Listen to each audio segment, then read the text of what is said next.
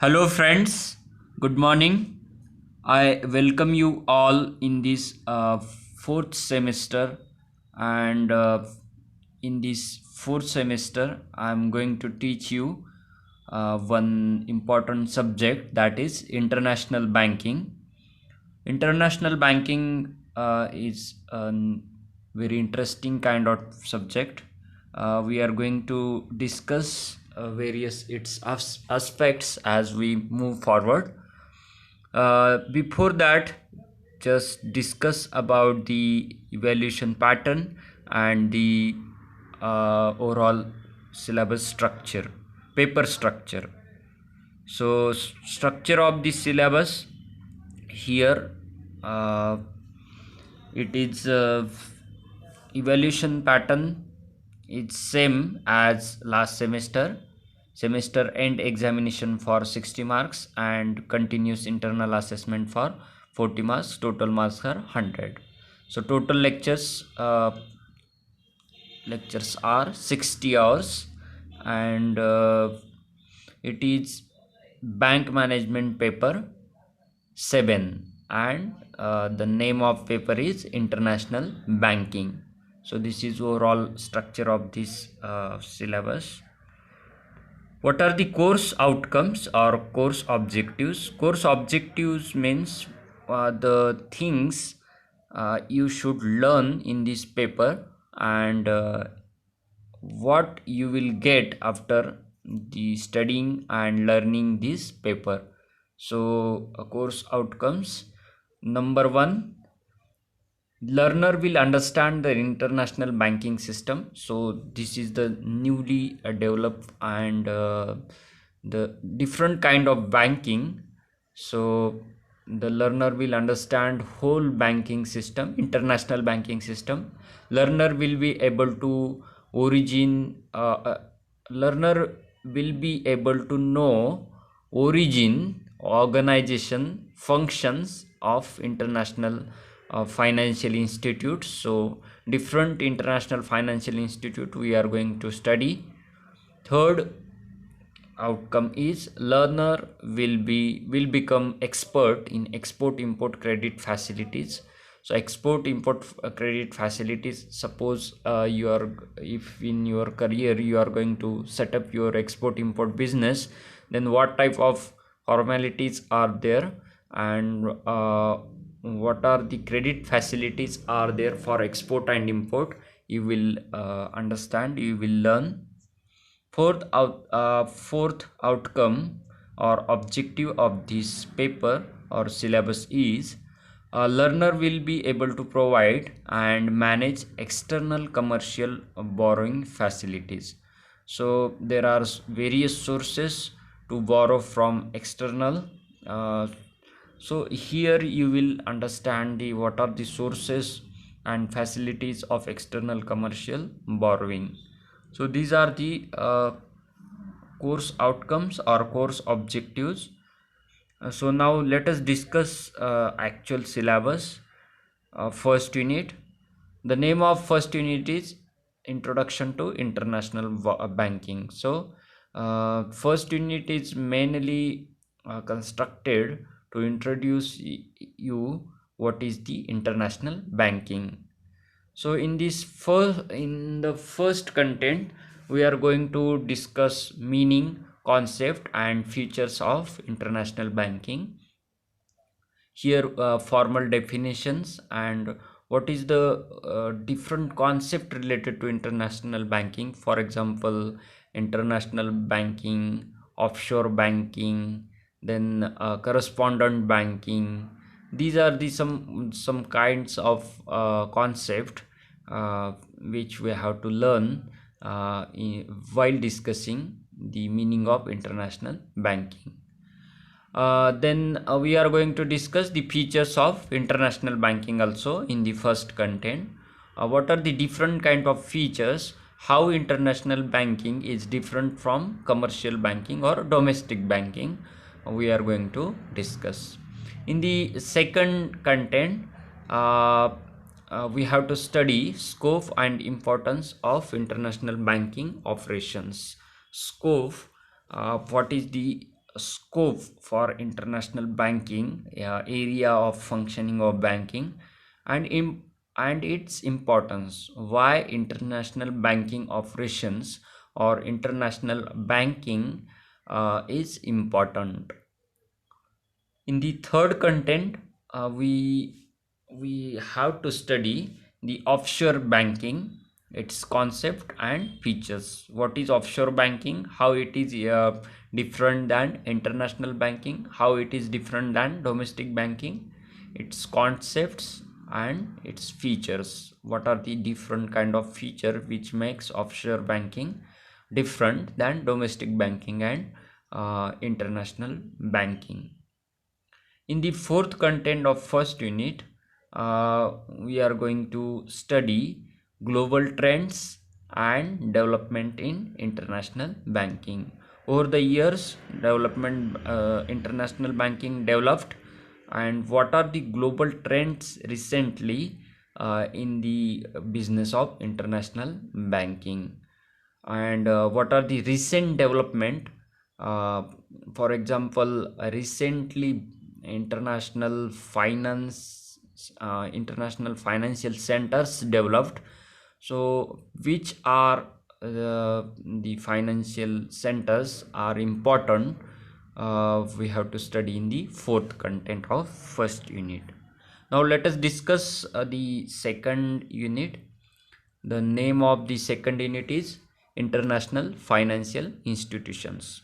So this unit is mainly devoted to discuss various international financial institutions, important financial institutions, and international organizations which have impacted and impacting the whole world economy. So these are the very important international financial institutions. The first name of these financial institutions, obviously, that is IMF, International Monetary Fund. So this is very important financial institutions we are going to study. We have to study the origin and establishment of International Monetary Fund, then its organization, then functions of IMF, then SDR. SDR is a different kind of currency which is developed by International Monetary Fund, that is special drawing right, and recent developments about the International Monetary Fund. Next international financial institution is IBRD, that is International Bank for Reconstruction and Development. So later on IBRD is known as World Bank.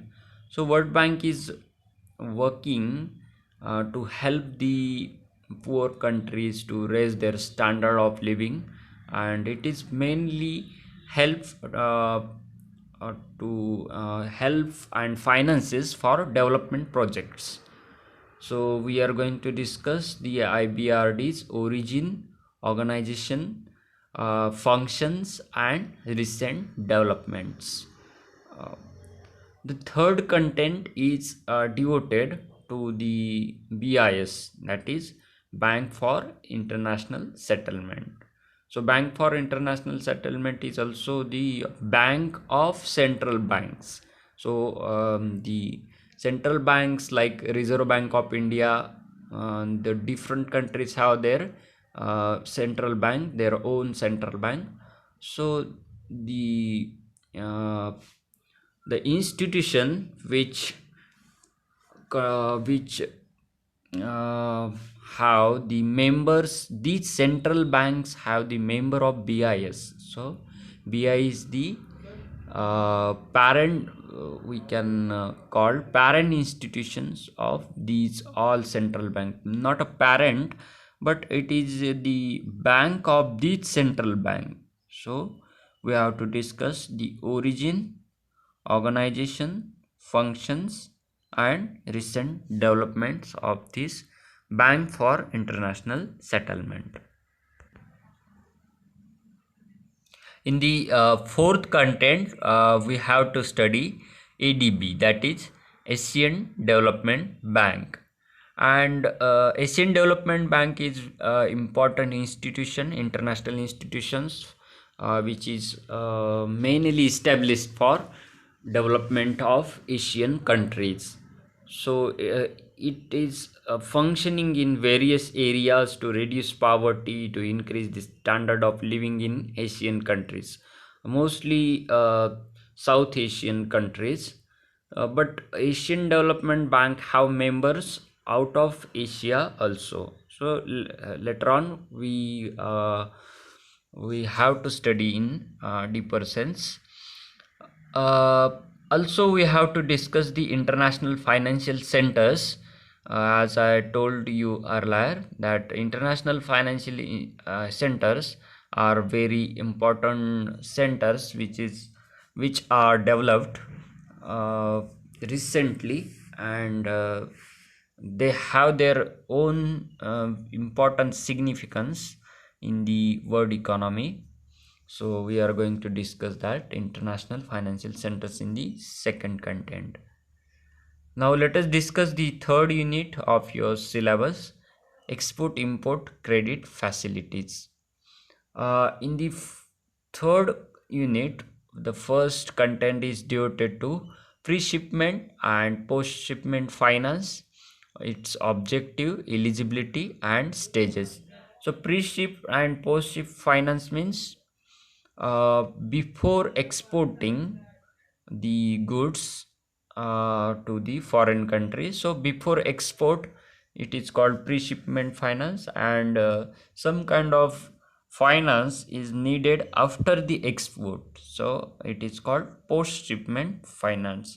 So what are the objectives of this finance, and who provide this finance, and what kind of nature it has, we are going to study in the content of first content of third units.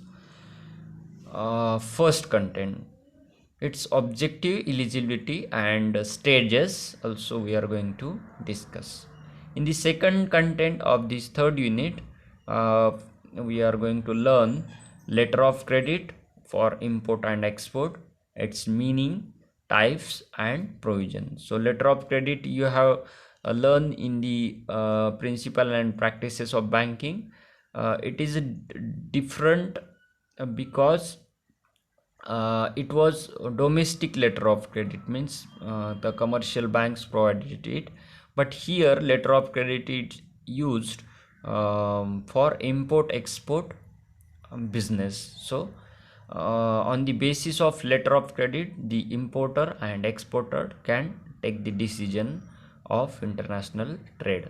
So meaning, its types and provision we have to study in the third unit's second content. In the third content of this third unit, we have to study the export promotion measures. What are the export promotions measures adopted by the government of India, introduced by the government of India in its international trade policy? Financial export promotion we have to study, and non-financial measure. Financial measures means actually with the finance or credit facilities, export is promoted, but there are some kind of non-financial measures also which facilitate export smoothly and it promote the export. The fourth content of this third unit is Export Credit Guarantee Corporation of India. So we have Export Credit Guarantee Corporation in India. What is the organization of this ECGC, and what are the product and services of ECGC, we are going to discuss in the last content of third unit. Let us move towards the fourth unit. For name of the fourth unit is external commercial borrowing, we called it ECB. So what is the external commercial borrowing, its meaning, and what are the methods of external commercial borrowing, we have to discuss in the first content of fourth unit. In the second content, what is the eligible borrower for automatic route and approval route of external commercial borrowing, we have to discuss. Automatic route is route created by government, uh, where the formalities are less, or the restricted products are not there to sorry the areas which are free to borrow external commercial finance credit, and the approval route is where government approval or permission is needed. Then we have to discuss one important law, that is FEMA Act, that is Foreign Exchange Management Act 1999. So this is a very important law or act which governs international trade in India, foreign exchange in India.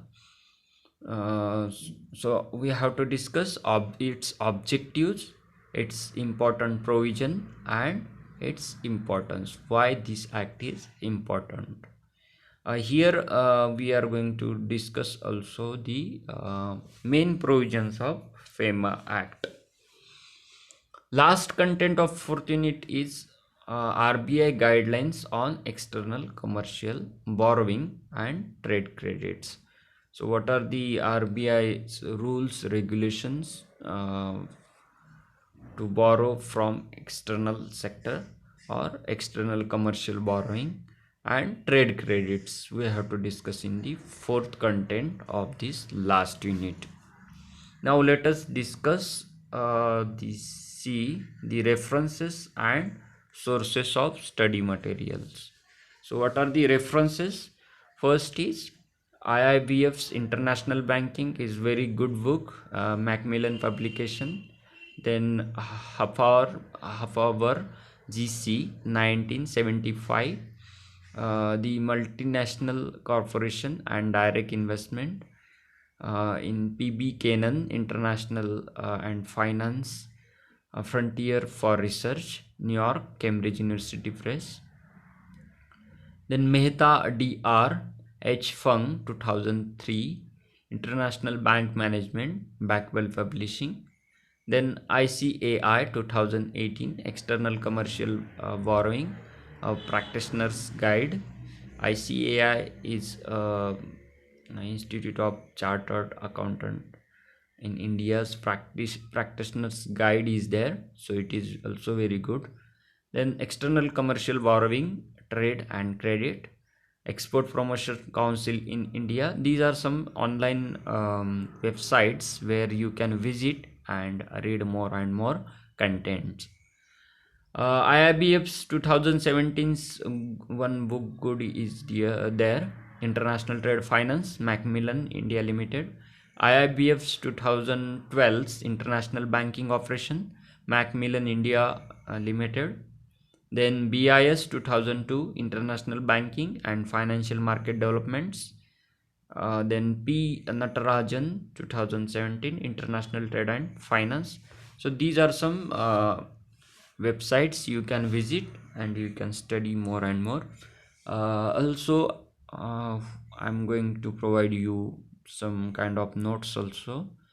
So in this first lecture, that much. So from the next lecture we are going to start actual syllabus. So thanks for watching. uh, Thank you. Write your name in the comment box so that I will get your presentee and watch full video. So thanks for watching. See you in the next lecture.